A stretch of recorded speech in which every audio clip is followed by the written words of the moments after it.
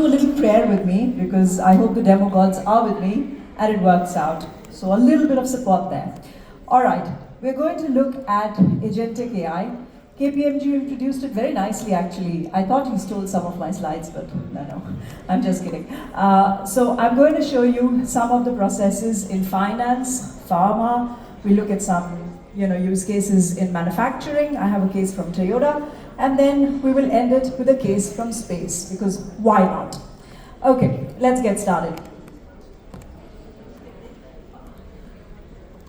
Agentic AI. I'm sure you've heard this word like a zillion times by now. But what does it mean, actually? So we start with something basic, an agent. I'm sure most of you know what an agent is. Unfortunately, when I go and speak to people, I get different definitions of agent. It's very funny. But there is one that I particularly like. And now let's imagine you're going to hire an intern in your company. So what does an intern have? The intern has a brain. Remember, I'm not comparing. The intern has a memory. They have some knowledge. They are trained, maybe finance assistant or something on finance. And then they have some tools. They can talk to people. They can go back to university, get some more information, search the web, stuff like that. So similarly, an agent is an embodiment of a person. Now, I'm not comparing the brain to a large language model, but I'm comparing it to a processing power. So similarly, an agent has a large language model used for the processing power, has a memory, has knowledge that you have provided, saying you are an expert tax assistant or you are an expert financial assistant, and then has some tools. Tools are what? They can search the web and call a lot of APIs. So that is what an agent is one of the definitions that I like. Agents are getting more and more capable. This was an analysis, actually, this was a report from last year, November, where they actually said on a percentage of task completion rate, if humans are between, the pink one is humans, 70 and 80%, the far right, agents are already between 60 and 70. Pretty cool, right? And that's from last year. A lot has changed since then. So this was employee onboarding. So let's take a simple example. This is an example I've implemented at quite a few companies now. Employee onboarding says, what happens? When you start at a company, you get a welcome email saying, hello and welcome, we need these 4 documents from you. Maybe 5 documents if there's a specific process, but the process is very similar. So it starts out by an HR manager or a person asking you for some documents. There is an iteration or a cycle over there. You provide the documents. What's next? The manager has to set up a laptop for you and give you permissions. Very similar process. It's the same iterative. There are 5 laptops maybe in the catalog that the manager can choose from. And then set up some permissions. And then finally you have a training manager. A training manager is one who sets up, maybe in the company, who sets up your onboarding. Again, if you know the position and you know what you're getting hired for, the trainings are very, very similar. So now let's reimagine this process in an agentic world. What would we change? We replace the manager, for instance. No, I'm just kidding. Okay, yes we do. So we actually take out the HR agent. No, I'm not taking out HRs. I will not be popular at all. Take out the IT agent or the IT manager, the task actually, and the training agent. We create 3 agents instead of 3 people who are actually doing this task. We remove the mundaneness of this task. It's a very repetitive task. And the new hire still has the same experience. So this is how, whether we take it as KYC in banks, or we take it as, in retail segment, or we take it on an onboarding, just imagine the amount of repetitive things. So in your companies, in your organizations, such a process can actually be implemented. So Microsoft did something quite interesting. So we analyzed from 30 countries, we interviewed 31,000 people and said, what would a future firm look like? And we came out with the idea of a frontier firm. I think it's exceptionally good work if you have a chance to go read on Microsoft's site. It's called a frontier firm. So what does a frontier firm mean? A frontier firm is one, because the first thing, what do you want to do in your firm? You want to augment or improve productivity. And how do you improve productivity? By giving the right tools to the people so they can do their job faster. So our first step, or phase 1, was human with a co-pilot. So every human gets augmented with a co-pilot so you can do your job faster. There are a lot of studies which show M365, which we introduced in Word, Excel, etc., that it has actually improved GitHub Copilot, for coding. It has really improved or augmented productivity. At least we have lots of reports saying that. Okay, phase 2 says, and this is where a lot of companies are starting to get now. Phase 2 is human agent teams. For example, the process I just showed you. So what we have is, we have humans and we have deployed a lot of agents who are going to help us solve this process. I have a lot of examples to show you how in some of the companies. So that's phase 2. But phase 3 is quite interesting. Phase 3 says human-led, agent-augmented. That is where agents become truly autonomous, where we are saying that you will have the concept of an agent boss. It was very interesting, somebody said, we are probably the last generation who will only have humans in workforce. Take a minute to think about it. It's a very huge thing to say. We are probably the last generation who will have only humans in workforce because we are going to also have agents in workforce. And there's a whole analysis and how digital labor, it is no longer going to be an IT cost, but it will be a digital labor cost in balance sheets. Or you can read about this study. I think it's quite transformative to think about your company in terms of a frontier firm. Let's see one of the areas which is truly getting disrupted. What is that? Coding. So you see a lot of these rise of these coding agents, and I wanted to bring this up because a lot of times you say, is there ROI? There's so much money which is going into AI. Are we seeing the return on investment? But one very good indicator is, this is an actually open source website, it's the PR Arena. And what you see over there is, the first one, total PRS, actually shows number of tasks or pull requests, coding requests in production. And it's showing OpenAI Codex has almost 2.2 million. Pretty impressive, right? These are public numbers. And then look at GitHub Copilot, it is actually at 266,000. And look at the accuracy. So it is, OpenAI Codex is 87%, but GitHub Copilot delivering 93%. And you see down here, we are seeing some on 96% also. Look how much this task of coding is getting disrupted. So it's quite interesting to follow these patterns. But let's look further.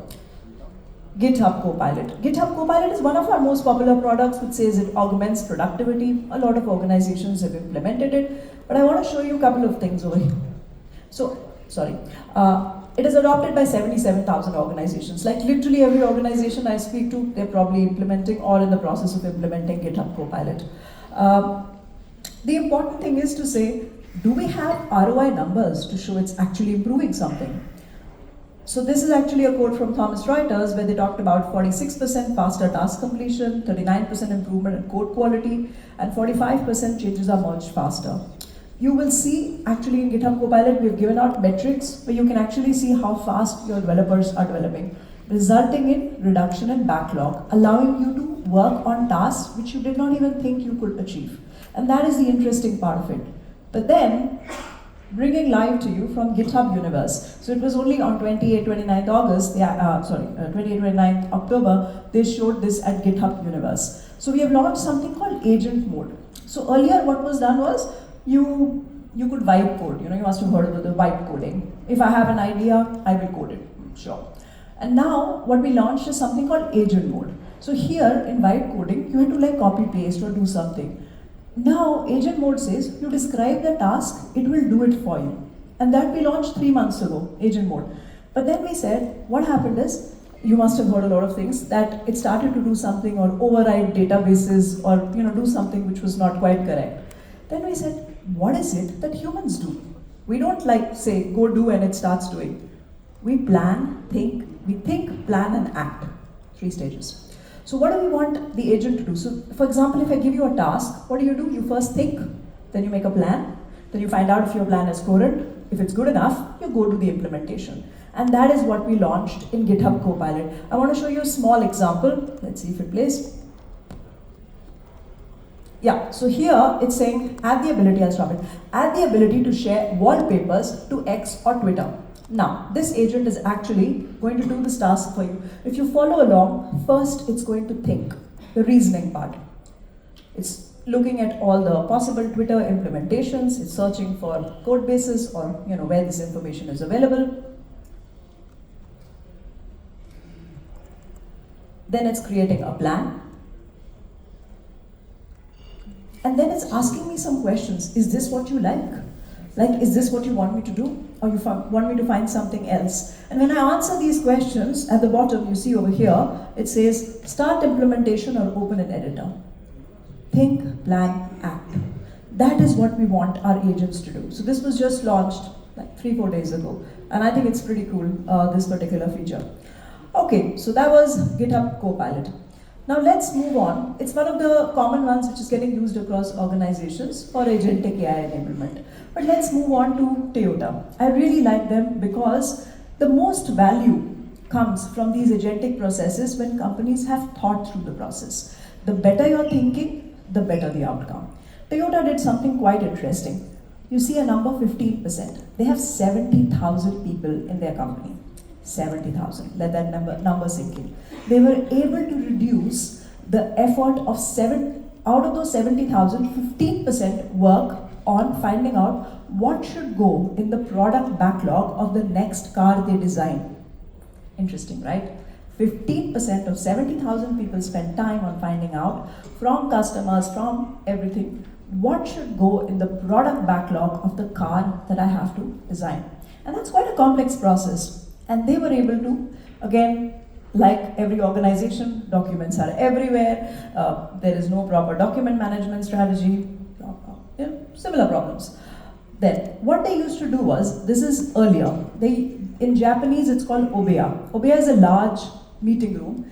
They used to invite 20 experts, battery experts, motor experts, different engine experts. They would sit together in this large room, go through all the customer feedback and find out what should make to the product backlog. Because they're very complex problems, because the customer will say, my engine is saying vroom vroom, okay, it's a problem. Now you need to break down that problem. Where is that noise coming from? These are very complex problems. Let's see actually how Toyota solved it. They have built a system to actually solve this with multi-agents.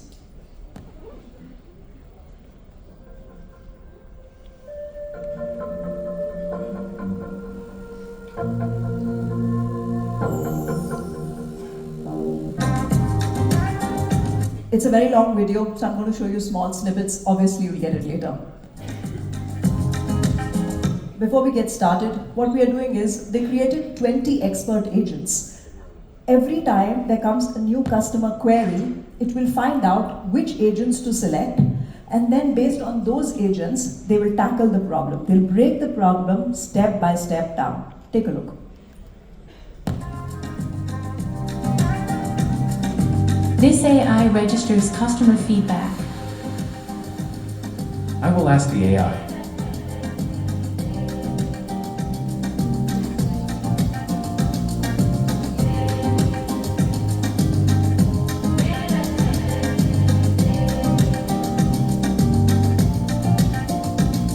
The engine is noisy when the accelerator is stepped on.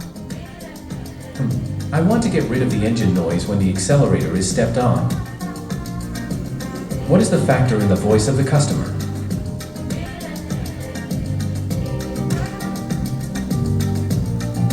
And heating.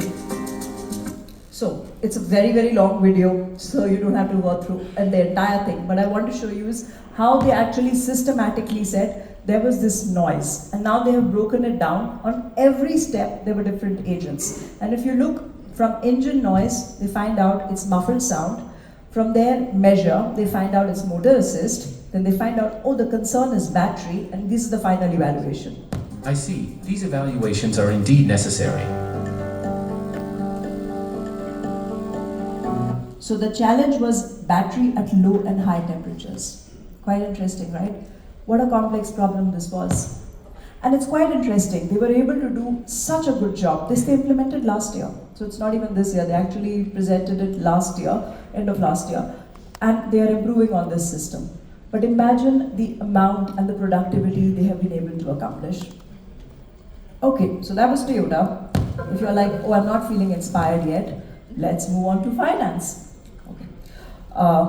one of the areas which is also facing disruption, I have lots of use cases which I've put over here, but one of the top use cases which I want to show is customer service. Customer service is truly getting disrupted.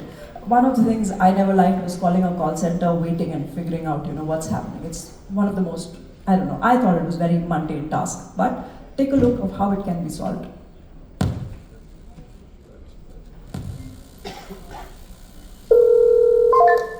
Hi, Adrian. Thank you. What we are going to see in this particular video is an agent, a call center agent is having a conversation with a customer in real time. So first of all, the first thing to notice is the conversation is taking place and there is real-time transcription which is taking place. Right now, it is possible to do this in 57 different languages. What you'll also observe is the information is getting extracted and going to the backend. So over here you will see on the side of the customer that whatever is the relevant information is getting picked up in the backend. The third thing to observe over here is as the agent is talking to you, you can get suggestions from Azure OpenAI, meaning you're using GPT-4 over here to actually find out information from your CRM system or whatever while the call is taking place. And the fourth thing to observe in this particular conversation is the sentiment analysis. There's a real-time sentiment analysis happening, and the purpose of this is to make sure that it moves from the left side, that is the negative side, to the very positive side. Let's go. Thank you for calling Woodgrove Bank. My name is Madison, and I'm here to assist you. How are you doing today? Hi, Madison. I'm doing well. Thanks for asking. I understand that you're interested in our home equity line of credit offer. Is that correct? Yeah, that's right. I'm planning to do some remodeling of my house, and I think a HELOC would be a good option to finance it. Before I proceed with the HELOC, let me take a look at your account. I see that you have a mortgage with us that's a little over 2 years old, and you've accrued about $200,000 in equity during that time. That's impressive. Can you tell me more about the improvement you have in mind? Sure. My wife and I are expecting our second child, and we're going to need more space in our home. We're planning to add an extension and update some of the existing spaces. Congratulations on your growing family. A HELOC could be a great option for you to cover the cost of your home renovations. Before we move forward, I want to let you know about our high yield savings account. This account offers better return on your savings and can increase your interest rate from 0.1% up to 2%. Would you like to learn more about this option? So what you'll see is at the end of the call, the agent is also, in this case it's a human agent, the agent is also able to see that this ticker actually should move towards very positive, and if we go further out we will be able to see that it actually moves towards Call very center positive. insights, and that is what combination of Azure OI. Yeah, okay, maybe it's not showing it. But that's the idea basically of this call or a call center.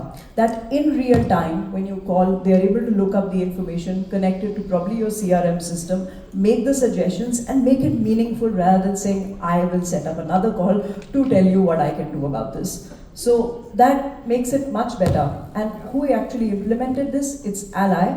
They were able to see a post-call effort reduction by 30%. And Money actually found out 50% of the customer interactions were positive.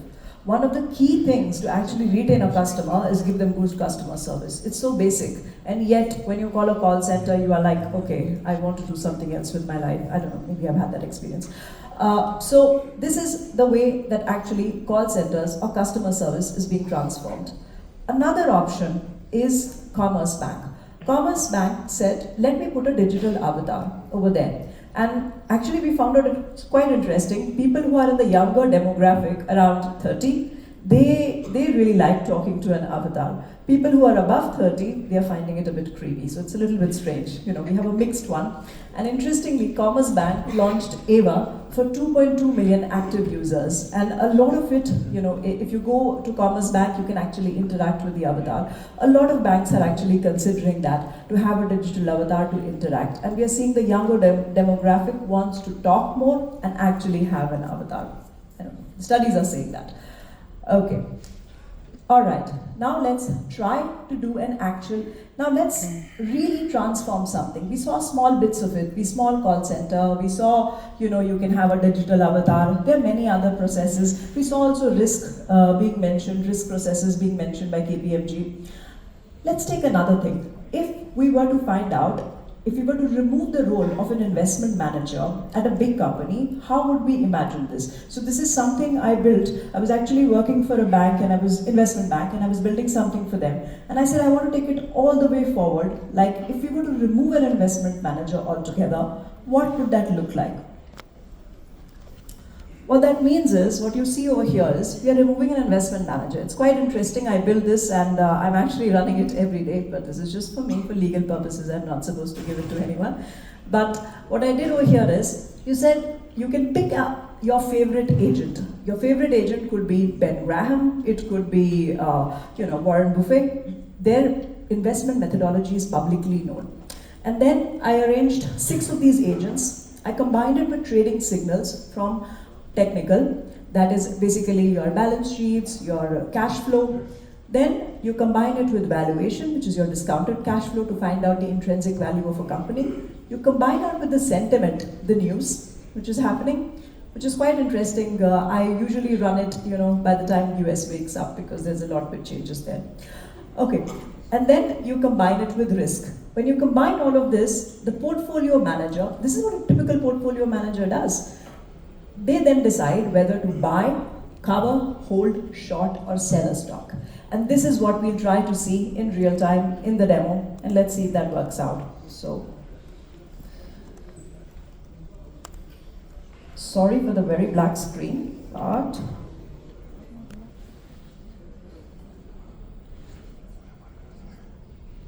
can you see it? Oh, you can't see it.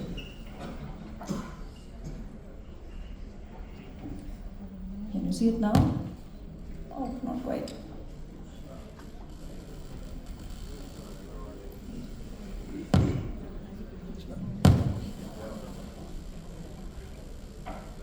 Okay. Yes, now you can. We are running this analysis live right now for Apple, Microsoft, and NVIDIA. Now it asks me, select your favorite agent. I say, take a combination. Take Ben Graham, Kathy Wood. Then it's saying, what model would you like to use? I've used all sorts of models. I'll try one. Now it starts to do an analysis for you. It's actually generating all the signals in real time. Of course, it's a live demo.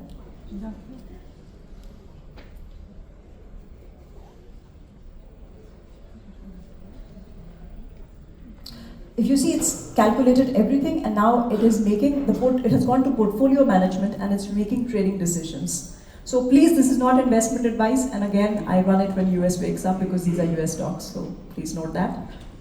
Do not take it as investment advice.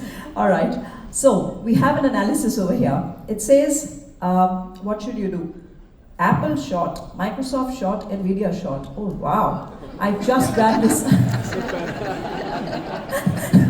This is not going well for AI. No, but okay, there is some reason why. Last week, their earning report came out, and actually most of the stocks, they spiked, and now they are, recovering from that. So obviously that is playing into that sentiment. But we can also read the analysis over here. It's very detailed actually. The fundamentals on, let's say, Apple, it's bullish. The technical analysis is bullish, but the valuation is bearish. The sentiment is bearish, clearly. There was earning reports last week. Phil Fisher is neutral. Ben Graham, and you can actually read why they are neutral. So, for example, Charlie Munger, oh, he's dead. Stanley Derminger, he says, I am neutral because the debt is higher than ideal against the ratio that he likes, and therefore he thinks, or the agent thinks here, it's neutral. So anyway, I just wanted to give you an example of what it could look like in real time to calculate, something like this. And that is where truly autonomous agents, an exercise like this, if you think about it, an investment manager is only available to, let's say, the most high net worth individuals. And here with 12 agents, we have been able to run this particular thing. Okay, I just wanted to show you that. We will move back to the presentation. At this point, I hope you're really awake. Give me a minute.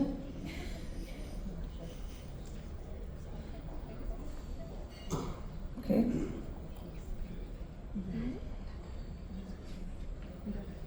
Okay, I'm struggling to get my presentation back on. Let's Let's see. Yes, it's back. And that was the analysis that we just saw. Okay, let's move on to pharma. At this point, you should be like, yes, I love agents. I hope so. But let's move on to pharma. Pharma is one of the places where we are seeing lots of advancements with agentic AI. And one of the first ones is drug discovery. I work with a lot of pharma companies. So what Adaptive did was they actually had to process 500 million sequences. And then it would have taken them weeks and weeks. They used AI to find out which molecules they should actually be targeting. And they were able to do this work in weeks rather than 29 years, which means a lot because the last antibiotic that was discovered was 60 years ago. Because it takes a lot of information to actually process and find that. And that is where AI is playing a very critical role. Another example is Bio. Bio sets something quite interesting. They have come up with an AI decision board. So normally what happens is when they have to bring a drug to market and they have to decide which one has to go to market, they have to get information. So what they built they built an expert committee which will decide of agents with a human oversight. In this expert committee, the first one will get information from FDA regulatory approvals. The second one will get information from market to find out prices and reimbursements for a particular drug. The third one will find out demographics and patient economics. Because these are very important decisions to decide whether a drug goes to market or not. And this kind of information, when available to a committee, they can actually make a decision to say whether they will be proceeding forward with it or not. And I think that was quite interesting of what Bayer did as a multi-agent use case. The other thing what we are seeing is the quantum advantage. When AI combined with, quantum is not quite there, stage 2 only, but when AI combined with high performance compute, then you see something like this. And I want to show you an example. This was done for lithium ion battery. 32 million is the number of molecules that we had to look at, 32 million. From that, they ran an analysis to say, how can you screen it fast with AI? We came down to 500,000. From 500,000, we ran a DFT, it's basically a physics thing, on high performance compute. We came to 800. Even if you have 800 molecules, for a molecule to stay stable in nature, because it's a living thing, it moves. So what you need to do is you need to find a stable state for that molecule. From that, we ran molecular dynamics using AI, out of which we came up with 150. Now 150 is a digestible number for a human to go through, not 32 million. Now from 150, then we had an expert team who sat through and looked, with the help of AI, of different properties, such as novelty and the availability. And from 18 of them, we were able to identify a new electrolyte. Quite interesting, right? And that uses 70% less lithium compared to existing lithium-ion batteries. That is the level of analysis that you need to do. And I have companies, even, you have companies who are making shampoo, which is like, should be perfect for your hair. I'm not going to mention which company because we are working with them. But that is a level of analysis because there is so much data within us as human beings also. We are quite complex, you know that anyway. Okay.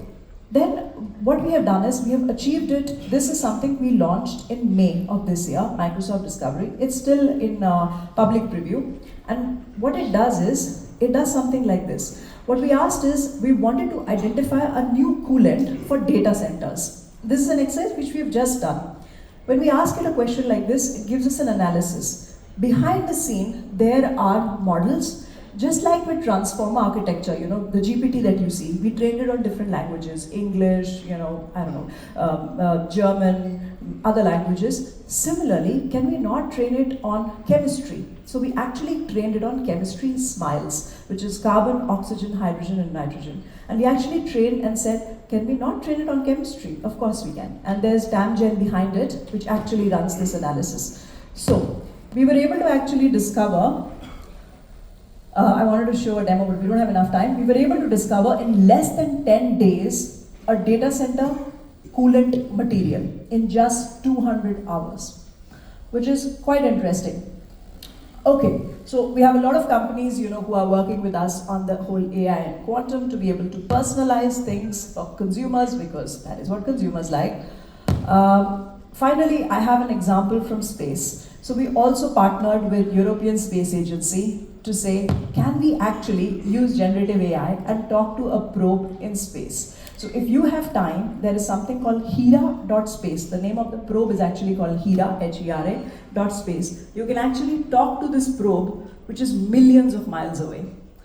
So let's take a look at how we can achieve something like that. Just a second. How much time do I have left to show this demo? Okay, never mind. All right.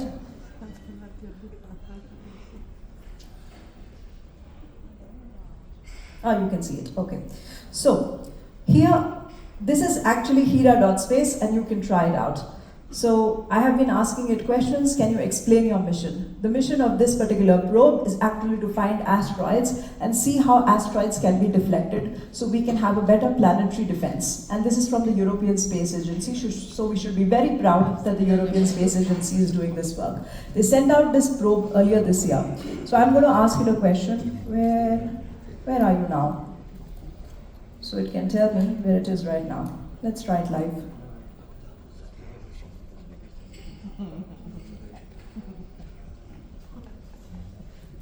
How nice, it's actually showing me where it is. This is where Hera is. You see, it did a flyby by Mars, so I've been following it. If you're space nerds at all, I've been following it. That is where Mars, and that is where Didymos, the new asteroid that is actually, not new, but the asteroid that is actually studying. So that is where it is. Finally, I have one last thing to show you, moving back to the presentation. Before they actually sent the space probe, the space probe was asked this question of how do you feel? So many scientists are working on you, and you are going to go out, and I want to show you a small snippet of the interaction of what happened when this space probe was asked, how do you feel about going into space?